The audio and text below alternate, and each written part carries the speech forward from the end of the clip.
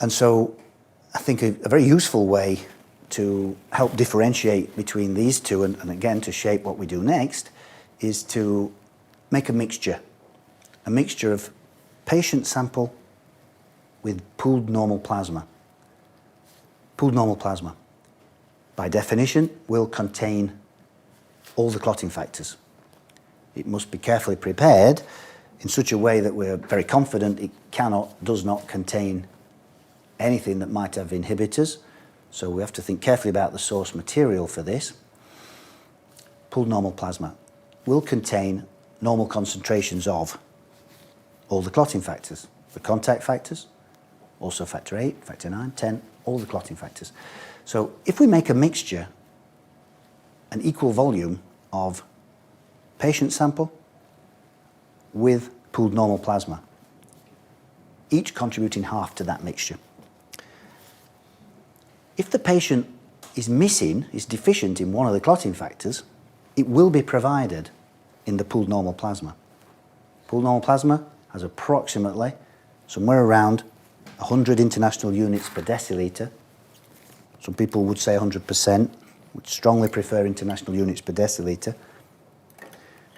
Normal plasma contains close to, usually, 100 international units per deciliter. Factor 8, factor 9, all the clotting factors.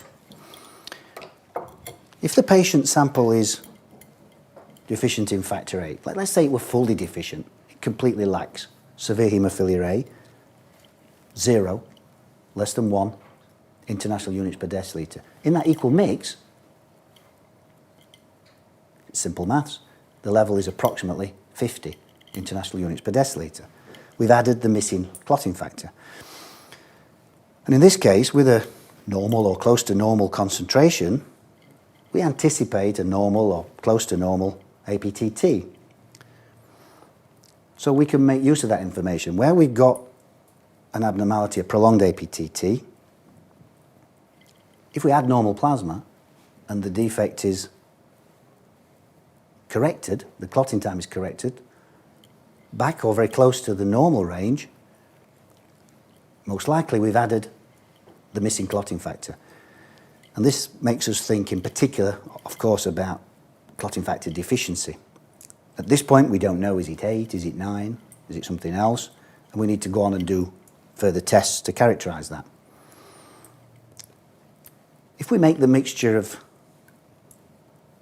normal plasma, patient sample, and we make an APTT on this, and it remains grossly prolonged, that would mean adding the normal clotting factors hasn't improved the APTT. It's not been corrected. It's remained grossly prolonged. In this case, we can be very confident that something is interfering, inhibiting the reactions. We don't know yet the nature of this inhibitor, but it's a strong suggestion that an inhibitor is present. Often an antibody, not always. Other types of inhibitor, direct acting anticoagulants. Heparin, present in the test sample, still present in the mixture, will prolong APTT in that mixture. So we can start to draw some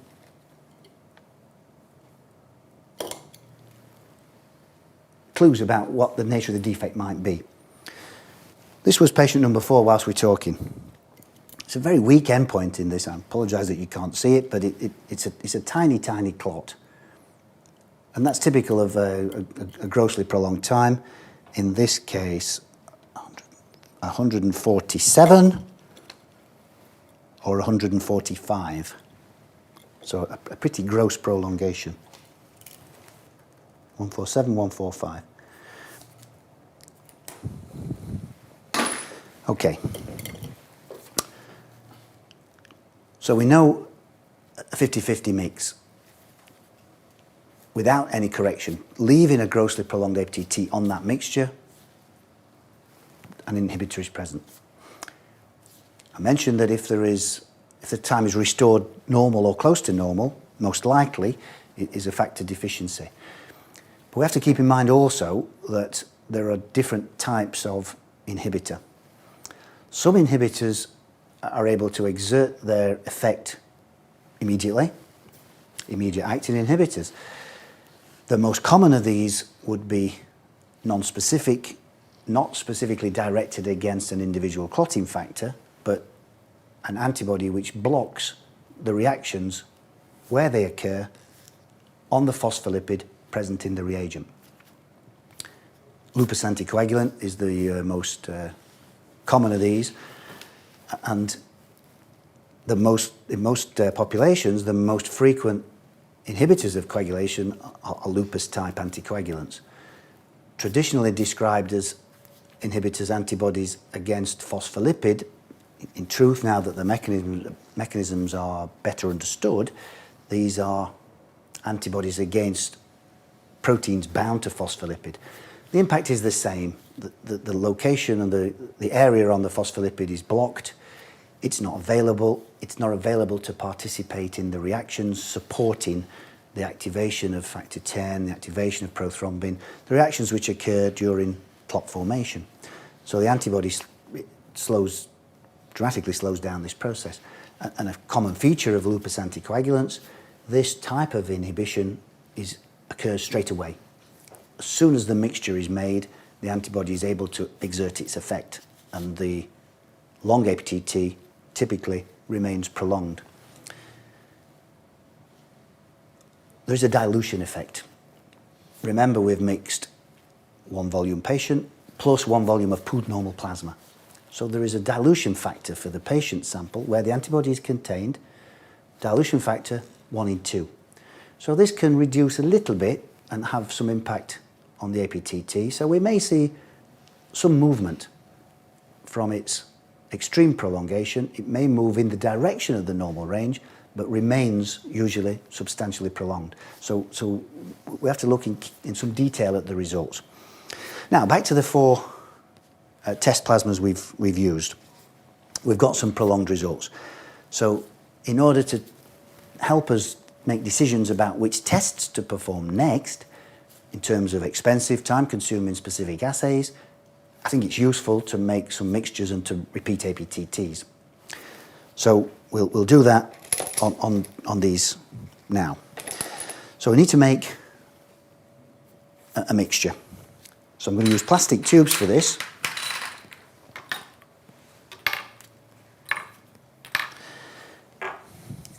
Remember, we'll be using 2 shots of 100 microliters. We'll need 200 microliters of the mix to make an APTT.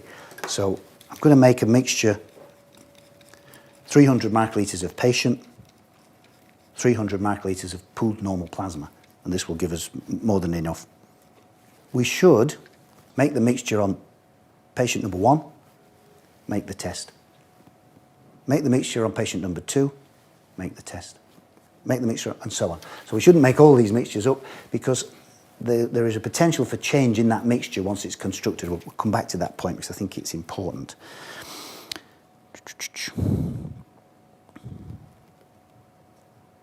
Okay, so we have a pooled normal plasma. 1 volume. In this case, 300 microliters. Same volume of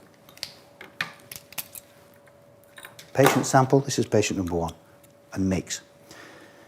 So we've diluted 1-to-1 patient with pooled normal plasma. So if the patient sample is missing one of the clotting factors, we will now provide it from the normal plasma that's been added. So now the APTT is the same. Let's get this moving along and we'll just keep talking. So this is an immediate mix. We'll come back to that point in a moment. Just warming up. Now if you remember, patient number 1 had an APTT of around 48 seconds. Upper limit of normal, 38-39 for this method. So it's prolonged. It's not dramatically prolonged in the same way that some of the others are. And we can draw some conclusions from that.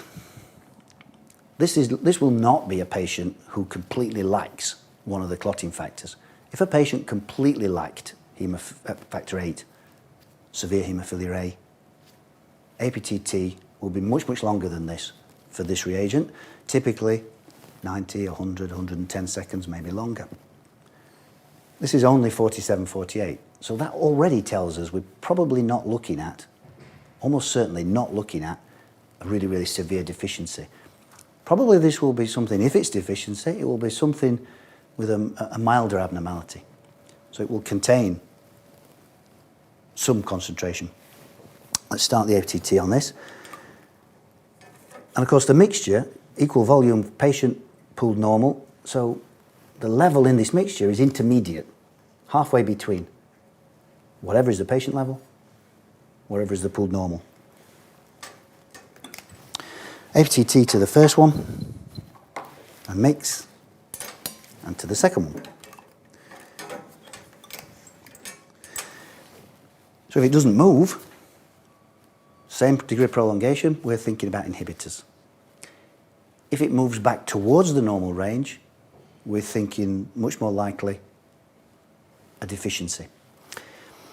Well,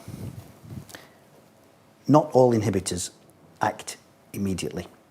We've mentioned the most frequently occurring in most populations, the most frequently occurring inhibitor, antibody, lupus anticoagulant, characterized by immediate inhibition, immediately acting.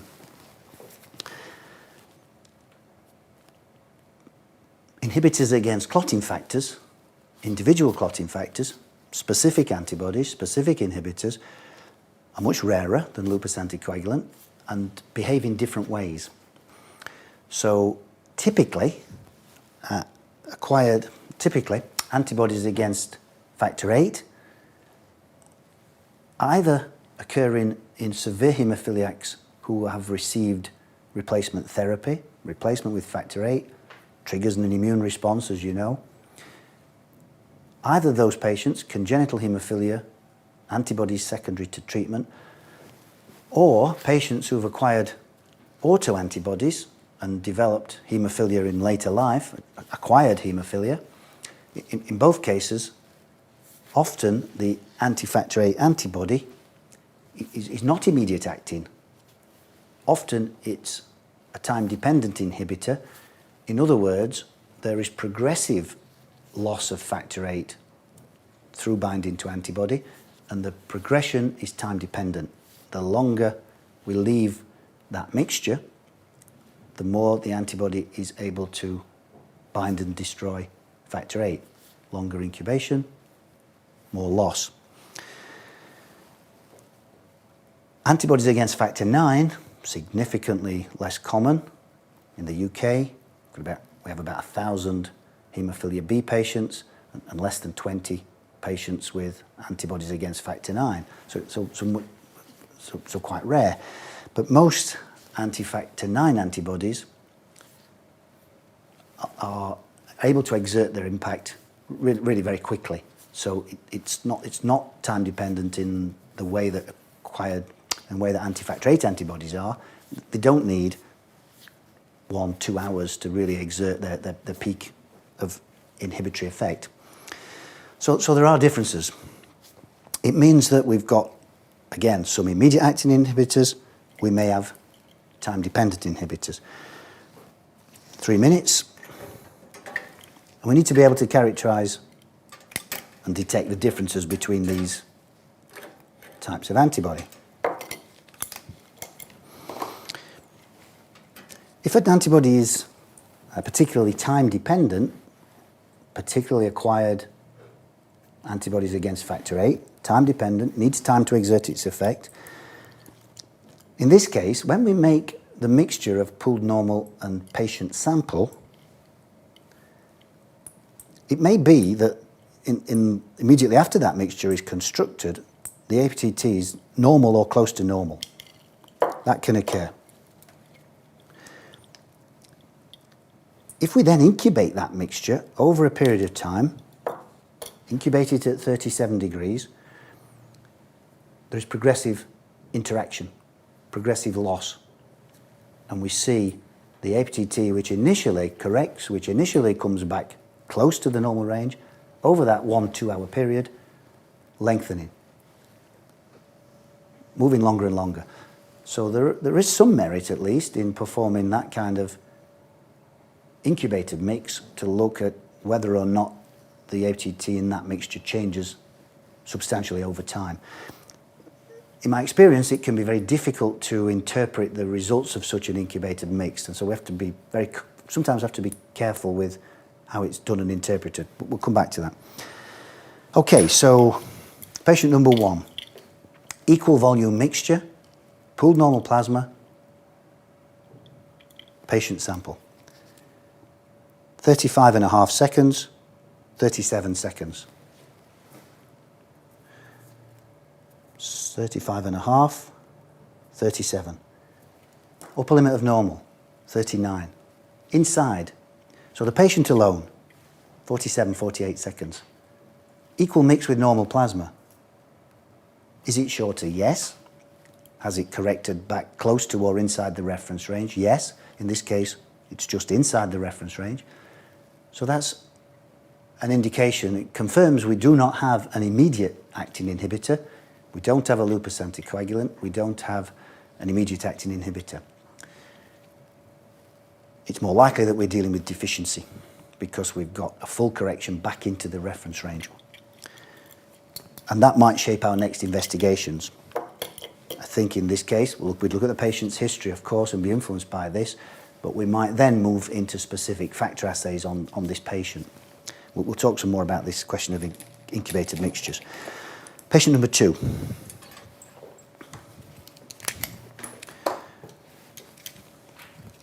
Same pooled normal plasma, plastic tube,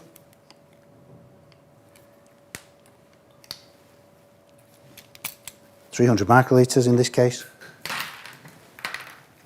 fresh tip, patient number 2. And mix, 2 glass tubes, immediate mix, no incubation at this point, 100 microliters each tube,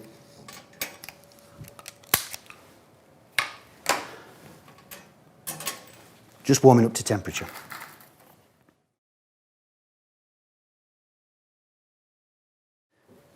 If a patient has a lupus anticoagulant, immediate acting inhibitor,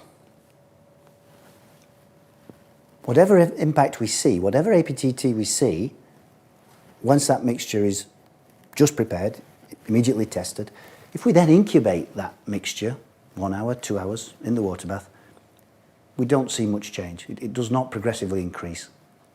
Whatever effect we're likely to see is there at the beginning, doesn't change much over time, very little.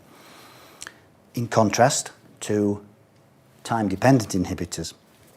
Start the APTT reagent.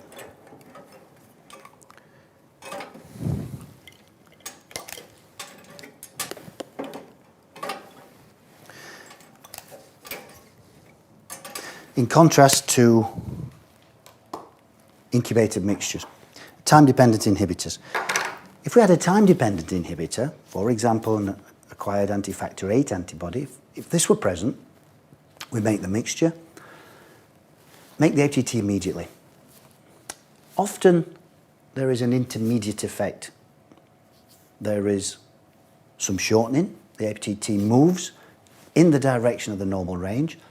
It may even move right back into the normal range in such a patient. It does occur in some. If we incubate that mixture then for 2 hours at 37, there is a progressive, substantial increase in APTT over time. And some centres use this in order to make decisions about whether to move on and do a specific factor VIII inhibitor assay.